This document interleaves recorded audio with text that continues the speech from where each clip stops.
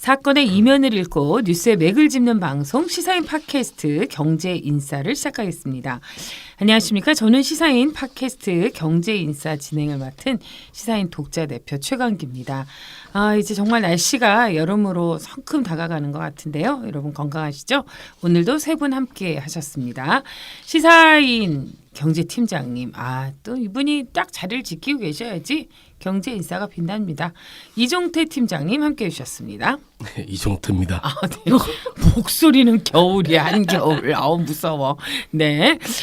다음은 노심초사 안절부절 차영석 디지털 미디어 팀장님 함께 해주셨습니다. 국회에서 패스트트랙이 가결됐습니다. 이제 시사인싸 구독, 좋아요, 알람을 누르실 차례입니다. 차영석 기자입니다. 무슨 상관관계가 있는 뭔 거죠? 상관관계가 있어. 비가 와도 구독, 좋아요, 알람이고 햇빛이 쨍쨍해도 뭘 구독, 해도 결론은 구독으로 결론은 가게 되는 건가요? 구독, 좋아요, 알람 3종 세트. 정말 훌륭한 분입니다. 집에 강아지 이렇게 뭘 하나 키우세요. 이렇게 식물을 키우들 그래서 좋아요 맨날 노래. 자, 우리 두 분과 함께 네, 경제인싸의 활력을 불어넣는 분이시죠. 시사인싸의 팟캐스트를 맡아 해주시는 마타리 윤한선 에디터도 함께 해주셨습니다. 네, 안녕하세요. 반갑습니다. 정말 어떻게 개선되는 게 없어. 윤한선 에디터는 평소에 웃을 때랑 저렇게 활발하다 꼭 인사만 할 때 되면 네, 윤한선이 어떻게 활발하게 인사해야 될지 모르겠어요. 이거 봐, 이 목소리야, 이 목소리. 네, 그래도 존경하고 있습니다. 내가 보니까 마타리 이 얘기만 나오면 기분이 안 좋아져서. 윤한선입니다. 그래, 그럼 안마타리로, 못마트리로 네 바꾸도록 하겠습니다. 자, 듣는 분들과 함께 생각해봤으면 하는 경제 뉴스 정리해 보도록 하겠습니다. 생석 기자가 준비했죠? 네. 오늘은 재벌 회장의 퇴직금 계산법에 관련된 얘기를 지금 약간 해보려고 하는데요. 네. 얼마 전에 별세한 고 조양호 회장의 퇴직금이 한 600억 원대에 이를 거라고 그렇죠. 그때 그런 보도가 있었는데요. 놀랐어요. 그래서 네. 보통은 이제 사실 이제 그렇게 그런 보도를 보면은 왜 그렇게 많지? 아마 대부분 다 그렇게 생각을 했을 거예요. 그래서 네. 그 얘기를 좀 해보려고 하는데 사실 수백억 원대 퇴직금은 그 전에도 있었습니다. 그러니까 지난해 경영에서 물러난 이웅렬 코오롱 전 회장 같은 경우 네. 퇴직금으로 410억 원을 받으셨거든요. 그리고 고 구본무 LG 회장 같은 경우에도 퇴직금이 201억 원이었어요. 그래서 보면은 국세청의 퇴직소득 원천징수 신고 현황에 따르면은 2017년 기준으로 해서 국내 기업 1인당 평균 퇴직금이 1,308만 원이었다고 하거든요. 요런 게 좀 현실적으로 딱 네. 와닿는데. 그러니까요. 보통 한 요 정도 그렇죠. 수준 아닌가요? 그렇죠. 근데 어쨌든 그러니까 1인당 평균이 한 1,300만 원 정도인데 수백억대 퇴직금이 나온다고 하니 일단은 좀 반감이 생길 것이고 그래서 놀랄 거고 두 번째로는 왜 그렇게 많은 걸까? 그쵸, 왜 이제 이렇게 그 생각을 퇴직금이 좀 많은지 하셨을 텐데 네. 일단은 뭐 당연한 말이지만 이 CEO들의 그러니까 월급이 많아서 그래요.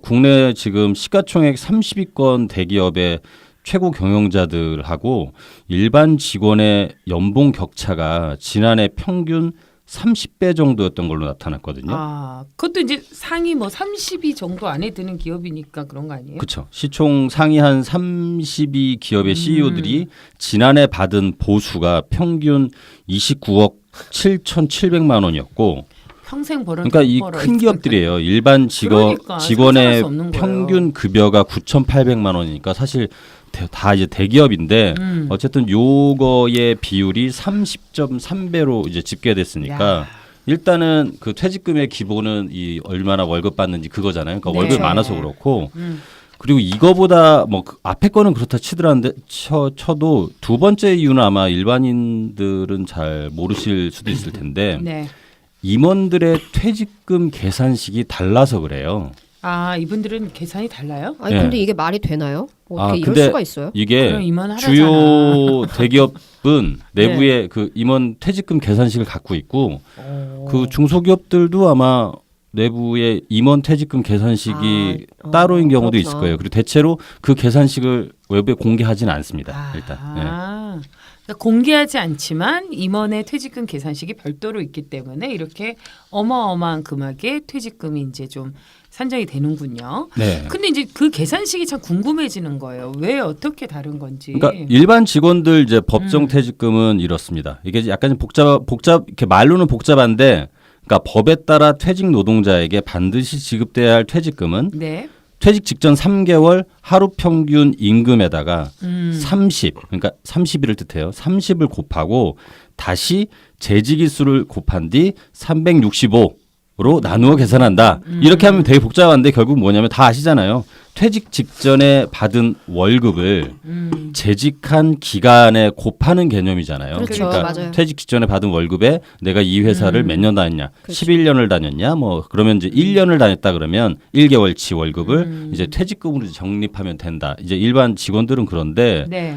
이 재벌 회장을 포함해서 임원들의 퇴직금은 계산법이 좀 다른데 핵심은 여기에 지급하는 배수라는 게 있다는 거예요. 아. 그러니까 이거는 재벌 회장뿐만 아니라 임원들이 여기 이제 속하는 경우들이 좀 있는데, 네. 그러니까 퇴직 시 직급에 따라서 배수가 달라져요. 그래서 이 배수는 기업의 헌법이라 할 수 있는 정관에서 별도로 규정합니다. 그래서 그리고 정관이 없으면 이사회에서 정하기도 하는데 대체로 또 이사회는 회장의 그렇죠. 일가들이 다 이렇게 일가 내지는 우호적인 그 분들이 장악을 하고 있는 경우가 많아서 이런 배수를 정관에 혹은 이사회에서 정하도록 돼 있는데, 근데 그 배수가 얼마나 되는지 그게 궁금해지네요. 가령 코오롱 같은 경우는 지금 한 4배 정도라고 알려졌고요. 그래도 알려져 있긴 이렇게 공개가 되는 네, 경우도 공개가 되는 경우가 있나 봐요. 있어요. 네. 그리고 LG가 한 5배, 네. KT가 5, 그리고 얼마 전에 그 왜 금호아시아나 같은 경우 4.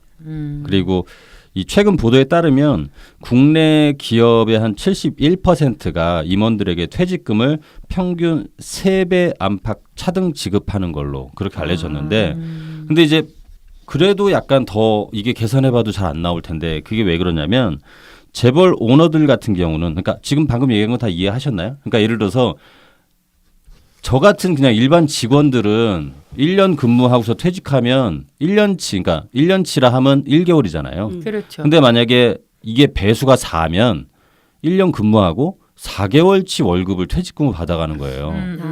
그러니까 내가 만약에 뭐 연봉, 그러니까 월급이 마지막 근무했던 데가 대충 1억이라고 치면 그 꿈에 뭐 꿈이라도 제가 꿈이라도 네. 이런 식으로 제가 소원을 말씀하시네요. 일반 직원이면은 저는 퇴직금으로 1년 근무했다 치면 한 달치 1억을 받는 거고, 이 임원들, 회장님들은 연봉 월봉, 그러니까 월급이 1억이면은 여기에다가 5배면 5억, 뭐 5배면 5억, 4억, 4배면 4억 이렇게 되는 거죠. 아니 근데 이 배수를 이사회에서 정하는데 이사회도 사실상 회장이 장악하고 있는 거면 본인의 배수를 본인이 정하는 거예요?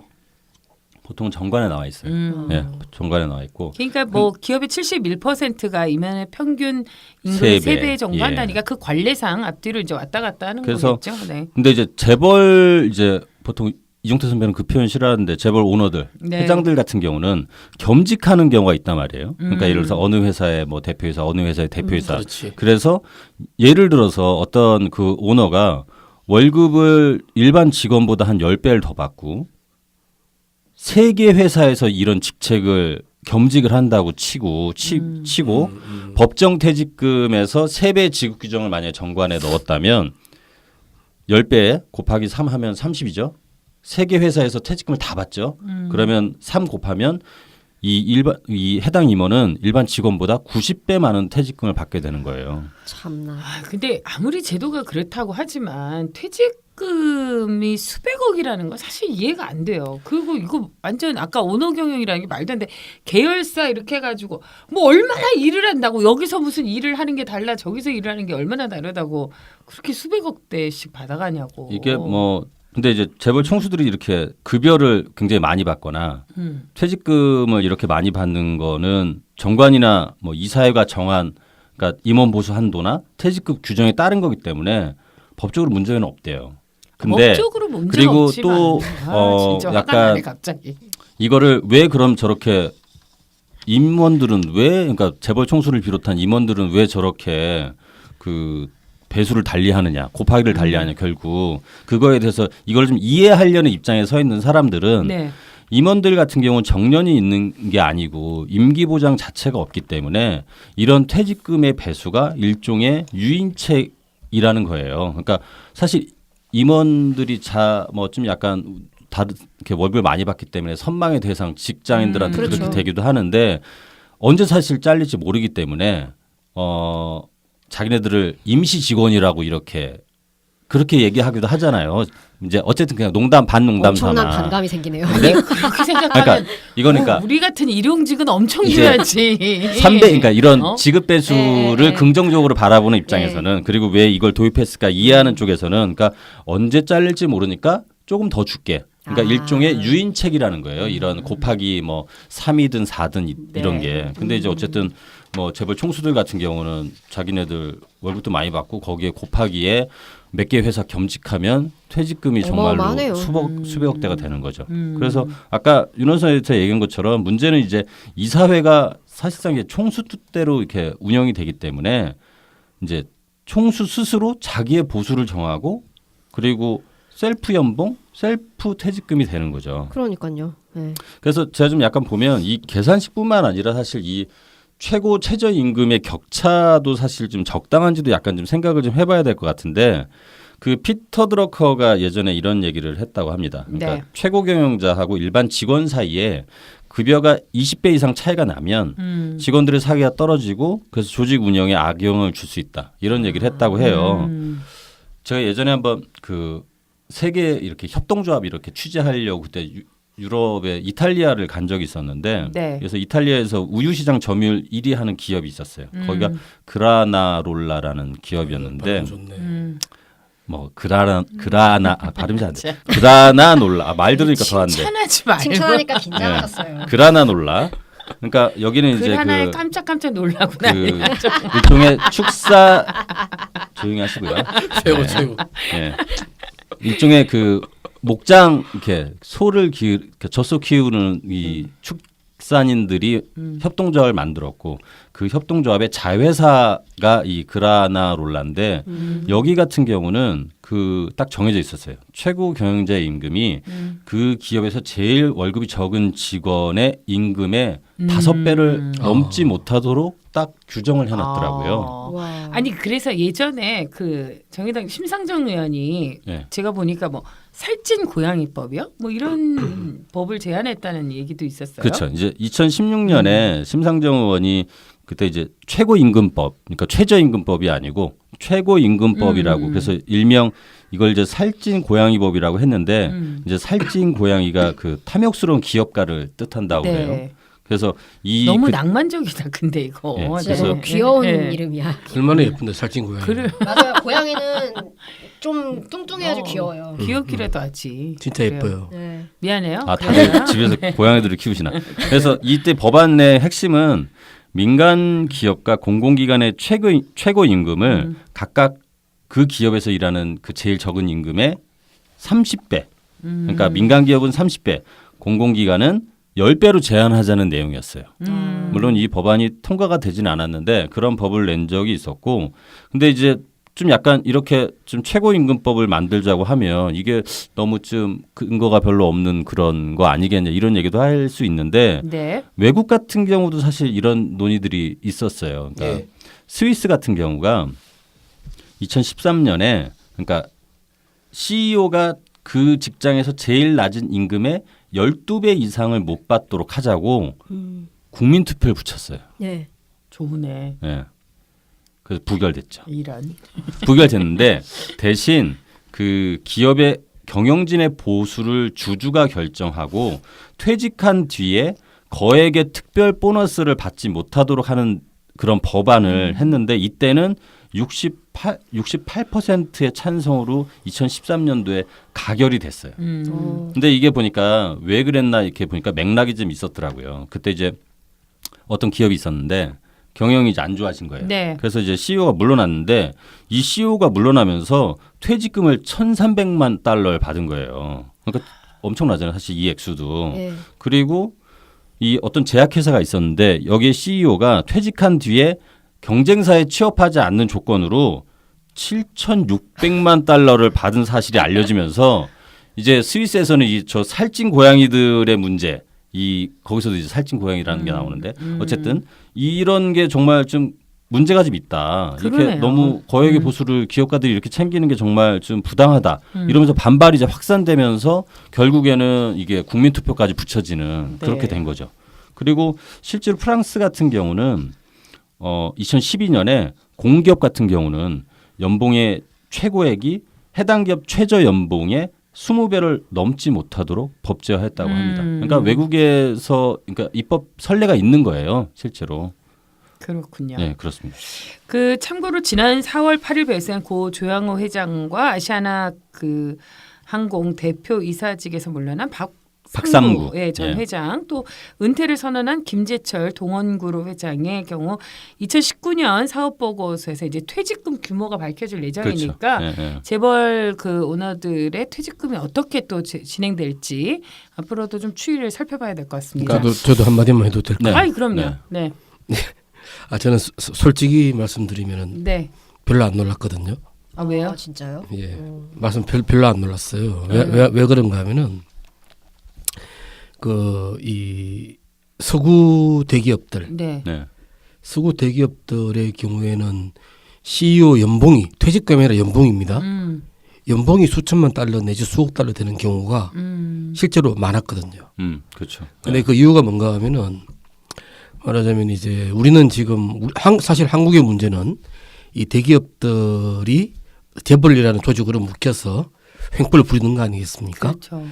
그래서 어떤 분들은 그 대안으로서 어떤 저 서구처럼 주주가 강한 자본주의로 가는 것을 대안으로 삼고 있는 거죠. 그런데 그 나라들의 경우는 문제가 뭐 있는가 하면은 이거였습니다.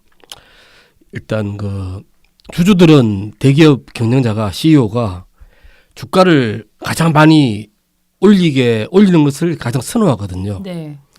그러다 보면은 주가 오르는 정도와 그 CEO의 임금 보수를 네. 그걸 보수라 그럽니다. 네네네. 임금이라기보다는 그렇죠. 보수. 네. 컴펜세이션. 네. 죄송합니다. 컴펜세이션을 연계시키는 겁니다. 주가가 무슨 말인지 상승한 만큼 주가 오르면 그게 오르게. 예. 그러다 보니까 어떤 놈들은 뭐 거의 주가만 오르게 해놓고 거의 뭐 몇 억 달러를 받아가는 놈이 실제로 있었어요. 아, 주가가 올라야 예, 본인의 예, 보수가 예. 올라가니까. 그러니까. 세상은 뛰는 놈이에 나는 놈이에 정말. 그래서 이게 참 문제가 저는 이 사실 살찐 고양이 법이 아니라 차라리 이건 사실 기업에서 돌아가야 되는 돈을 재투자에 쓰고 노동자들에게 돌아가야 되는 돈을 네. 아무리 능력이 뛰어나도 제가 볼 때는 보통 사람의 수백 배로 평가할 수 없다고 생각을 하거든요. 예. 이게 살찐 고양이 그렇죠. 법이 아니라 흡혈귀 법으로 흡혈귀 흡혈귀 법으로 흡혈귀법 부르는 게 맞다고. 영어는 발음 쪽쪽 빨아먹는 거예요. 예, 뱀파이어. 예. 그러니까. 예, 그렇게 붙이는 게 차라리 맞다고 생각이 되고요. 뱀파이어 법도 멋있네요. 그리고 이 우리나라 대기업들의 경우에도 아마 원래 이사회에 이 보수를 결정하는 기능이 있습니다. 그런데 이게 사실 여러 번 반복되는 문제지만 그 이사회 자체가 그 이른바 거기 총수. 근데 오너는 아니에요. 절대 오너 아닙니다. 네. 왜 걔들이 오너입니까? 네. 소유한 게 얼마 안 되는데 네. 총수의 영향을 많이 받지 않습니까? 그렇죠. 네. 그런 측면에서 어떤 이 보수에 대한 결정을 그렇죠. 좀 따로 할 필요가 있지 않나라는 생각을 합니다. 그러니까 어떤 면에서는 그 책임과 의무를 다한다면 사실 그 보수를 일정하게 지불할 뭐 우리가 다 그런 마음들은 있죠. 그런데 지금 우리나라의 재벌 같은 경우는 말씀하신 것처럼 여러 가지 부정적인 기능들도 많고 또 총수 일가가 그동안 저질렀던 여러 가지 문제점들로 인해서 사실 이게 심리적인 저항감이 되게 큰 것 같아요. 그런 사람들이 이런 돈을 어마어마한 퇴직금을 받아간다는 것 자체에 대한 불만이 굉장히 커지는 것 같아요. 근데 근데 아마 총수들은 지들이 작게 받아간다고 생각해요. 그렇죠. 외국 사례를 보고. 그렇죠. 아. 그러니까 돈 액수만 외국 사례에 비교를 하는 거죠. 맞아요. 네. 그 사람들이 어떤 역할을 하는지 어떤 책임을 지는지에 대해서는 전혀 이제 묻지도 따지지도 않는 거죠. 그거는 그렇지 않습니다. 그래요. 자본주의라는 게 다 그게 그거거든요. 외국 놈들도 책임 안 집니다. 아 그래요? 예. 그게 가장 크게 드러난 게 2008년 금융위기였죠. 금융위기. 그때 뭐 엄청난 피해를 끼친 금융기업들의 CEO들이 엄청난 특별 보너스를 받았죠. 퇴직금에서. 특별 아, 보너스를 진짜요? 받아서 나가고 그 그래가지고- 몇천만 달러에 달하는. 그래가지고 그때 왜 너무너무 월스트리트 쉽게들이네 이거. 점거 그런 상황에서까지. 점거한 그러니까. 그때 왜 아쿠파이 월스트리트 할 때도 예, 예. 그때 그런 문제들에 대해서 굉장히 이렇게 분노가 이렇게 컸던 거 아니에요? 그러네. 분노할 만하네요. 그러니까 사실 이건 자본주의 자체에 그런 성향이 있습니다. 그러니까. 위험 이게 발언인가. 살찐 고양이가 아니라 고양이에게 지금 상선을 맡기고 있는 이 고기 덩어리를 맡기고 있는 살찐 고양이 꼴이거든요. 관련해서는 최근에 그 부산시에서 아마 제가 정확한 거는 기억이 어렴풋한데 최근 일이었어요. 부산시에서 그 부산시 의회에서 그 부산시 산하의 공공기관의 장들 왜 시산하의 공공기관들 네, 있잖아요. 네. 그 장들의 임금을 이렇게 이런 방식으로 몇 배 이렇게 그거를 딱 정하는 조례를 그때 만들었었는데 아, 그렇구나. 근데 그게 그 행안부에서 그 조례를 문제가 좀 있다고. 그게 왜냐하면 상위법에서 근거하지 않은 상태에서 그걸 조례를 정하면 네. 실제로 공공기관장의 임금을 정하는 건 지방자치단체장의 권한이기 때문에 그 권한을 침해한다. 그래서 그 최근에 그런 뉴스를 제가 본 적이 있었던 것 같아요. 그러니까 아마 이 가능해지려면 아마 상위법에서 어쨌든 어떤 법안이 만들어지고 그거에 따라서 이게 될 수 있는 것 같아요. 네. 공기업장이나 그쪽 보수에 대한 거는 좀 더 사실 이게 세금 문제이기 때문에 네. 좀 엄격하게 관리할 필요가 있다고 생각합니다. 그렇군요. 세금 문제가 나왔으니까 다음 뉴스 좀 이어가 보도록 하겠습니다. 예. 이게 연관성이 있죠. 뭐 조세 부담률 뭐 이거에 대해서 어떻게 생각하는지 좀 조사해 왔다고요? 네, 세금 문제는 숫자가 좀 많이 나올 수 있는데 네. 어쨌든 용어도 좀 있고 제가 이걸 약간 차근차근 좀 설명을 좀 드리겠습니다. 2018년 한국은 378조 원을 세금으로 걷어들였고 조세 부담률이 21.22%로 집계됐습니다. 네. 이는 전년보다 1.2% 오른 수치인데 이게 사상 최대의 수치라고 합니다. 사실 이제 언론은 이제 보도할 때 사상 최대 이런 수식어가 나오를 많이 쓰잖아요. 그럼 이제 뉴스에 대한 집중도가 높아지니까 아무튼 이게 사상 최대 21.2% 이러면은 되게 엄청 우리가 세금을 그렇죠. 많이 내는 것 같은 갑자기 그런 막 화가 나려 그러고. 그런 효과가 있죠. 네.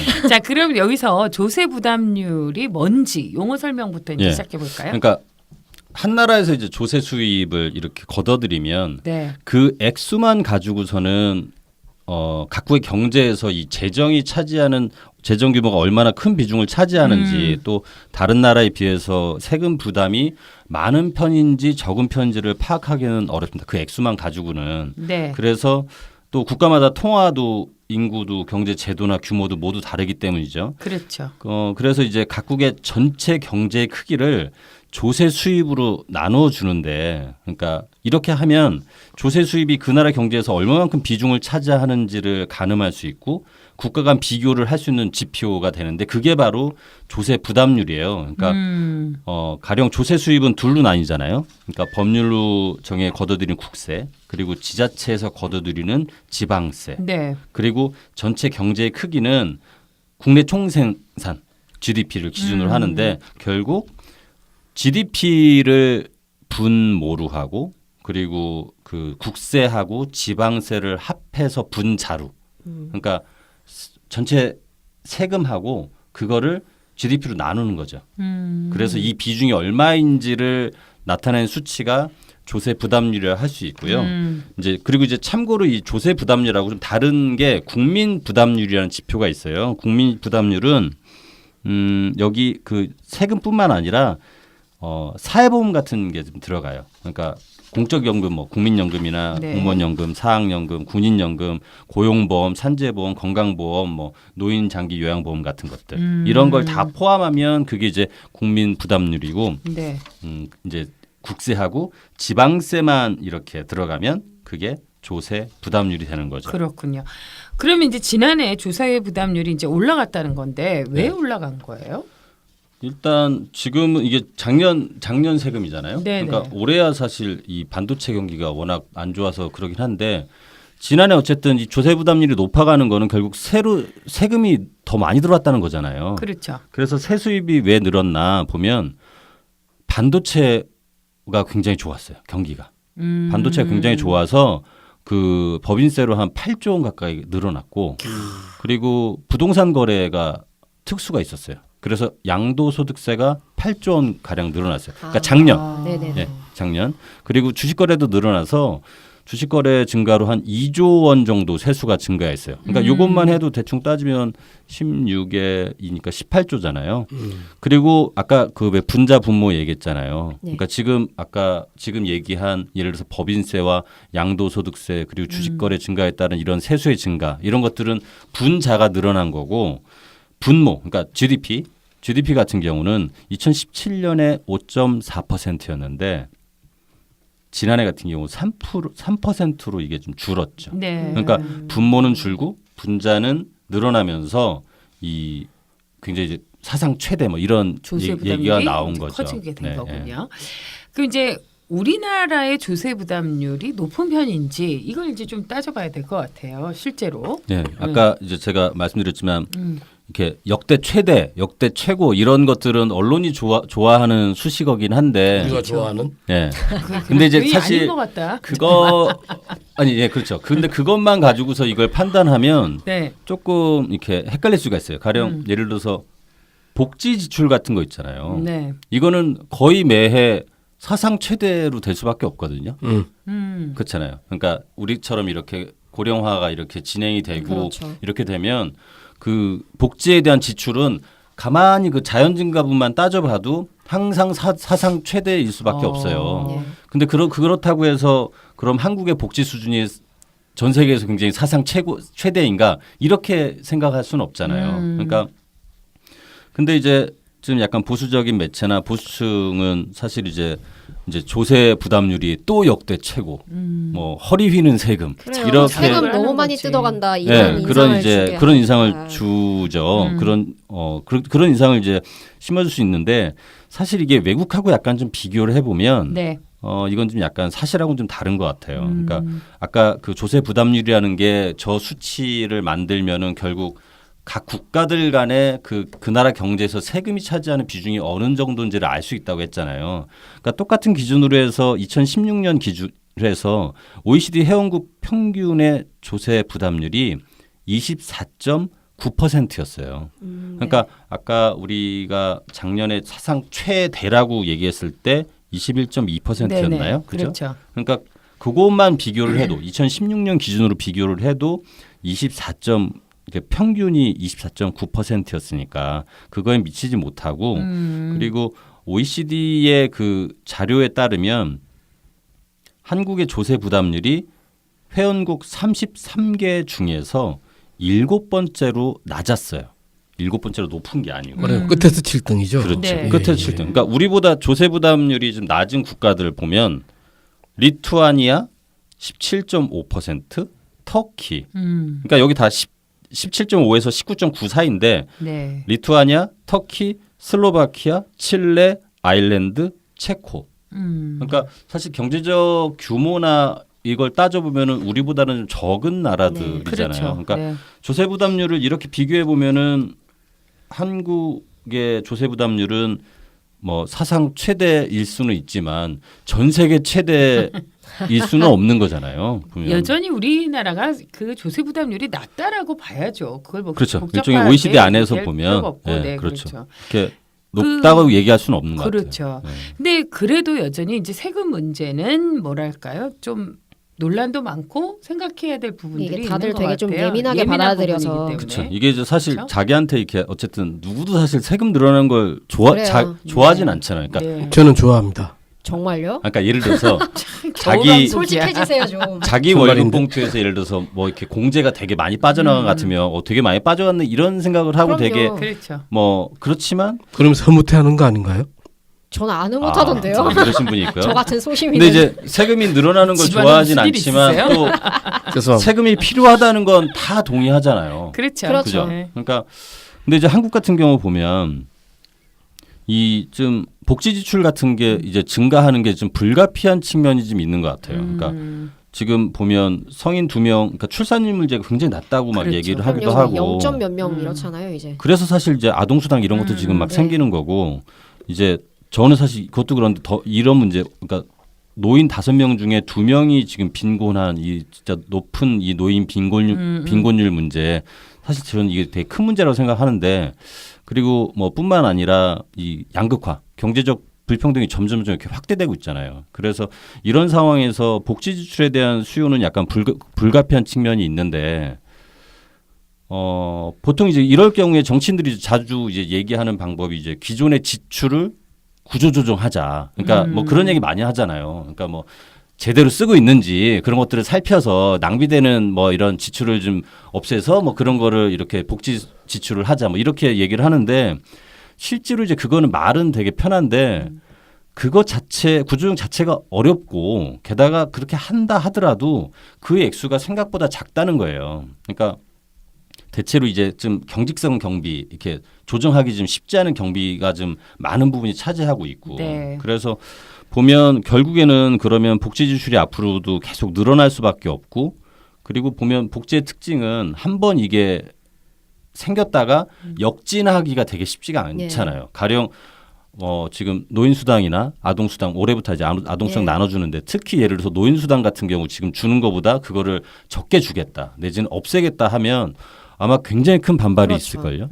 그러면은 어쨌든 복지 지출이 이렇게 늘어날 수밖에 없는데, 그럴 경우에 그러면 재원을 마련해야 된다는 건 너무나 당연한 말인 거고, 근데 재원을 마련하자고 하면서, 그러니까 복지는 늘려주겠다고 하면서 재원 마련에 대해서는 별로 얘기를 안 하고서 세금을 줄여줄게 이렇게 얘기를 하는 건 진짜 이거 거짓말이거든요. 그거는. 그러니까 그런 도깨비 방망이는 좀 없는 거라는 게 사실 이제 생각이 드는데, 그렇죠. 그러니까 대체로 세금 자체에 대해서 워낙 부정적인 생각을 갖고 있고 증세에 대해서 부정적인 생각을 하고 있지만, 조금만 한 번만 더 생각을 해보면 내가 받는 복지, 그리고 우리 주변에서 늘고 있는 복지 지출에 대해서 그럼 저 돈은 어떻게 마련을 해야 될까, 이런 고민을 하다 보면 결국에는 사실 증세 논의를 할 수밖에 없지 않을까, 이런 생각이 좀 드는데, 근데 사실 그런 얘기를 꺼내기가 쉽지가 않죠. 정치인들은 사실 증세를 꺼내는 순간 그게 자기의 표가 떨어질 게 너무나 깎이니까. 분명하기 때문에. 근데 그래서 보면 오히려 세금 줄이고 뭘 어떻게 하겠다 이렇게 얘기는, 저는 사실 그런 얘기들은 되게 좀 약간 거짓말이 아닐까 의심하고 보는데, 대표적으로 우리 예전에 줄푸세 기억나세요? 줄푸세? 세금은 줄이고 규제를 풀고 법 질서를 세운다. 뻥이었지. 이 누가 한 얘기예요? 이 줄푸세? 박근혜 대통령 후보 시절의 대표 공약이었잖아요. 뻥이요. 그러니까 그러니까 세금 문제에 대해서 되게 세금 줄이겠다, 그러면서 복지는 늘리겠다고 얘기하는 건 기본적으로 말이 안 되는 거짓말이라는 거죠. 그런 말 하는 정치인은 거짓말쟁이로 생각해야 됩니다. 그러네요. 그러니까 그죠? 이전에 예. 그 국회에서 한 의원이, 사실 박근혜 전 대통령 얘기하니까 유승민 의원이 그래서 사이가 나빠진 거잖아요. 증세 없는 복지는 거짓말이다 막 이러면서 이제 뭐 그런 얘기도 사이가 네. 틀어지기 시작한 거잖아요. 네. 중부담 중복지 얘기를 그렇죠. 그때 했었죠. 근데 사실 그 양심이 있다면 그런 이야기가, 사실 증세 없는 복지가 어떻게 가능하겠어요. 그리고 이제는 이런 허무맹랑한 선전에는 속지 말아야죠. 우리가 그러니까 속고 또 속고 이게 말이 돼요. 자기 세금이 오르는 거는 사실 다들 싫을 수밖에 싫고. 없고, 그것 자체는 인지상정이지만, 그렇다고 해서 가령 조세 부담률 사상 최대 이런 이제 신문 제목, 사실 그 제목을 그렇게 뽑는 경우가 많은데, 그것만 보고서 우리나라가 한국이 세금을 굉장히 다른 나라에 비해서 많이 내는구나, 그러니까 세금 오르는 거 반대해야지, 이렇게 그냥 사고를 하는 것보다 좀 약간 조금 더 고민을 좀 한번 해봐야 되지 않을까, 이 세금 문제에 대해서는. 네. 그런 생각이 들어서 이 뉴스를 뽑아왔습니다. 그렇습니다. 탁견이십니다. 탁한 견해라고요? 탁견. 훌륭한 견해. 타고난. 정말 언제나 이 탁월한 사람들이 견해. 정말 그래요.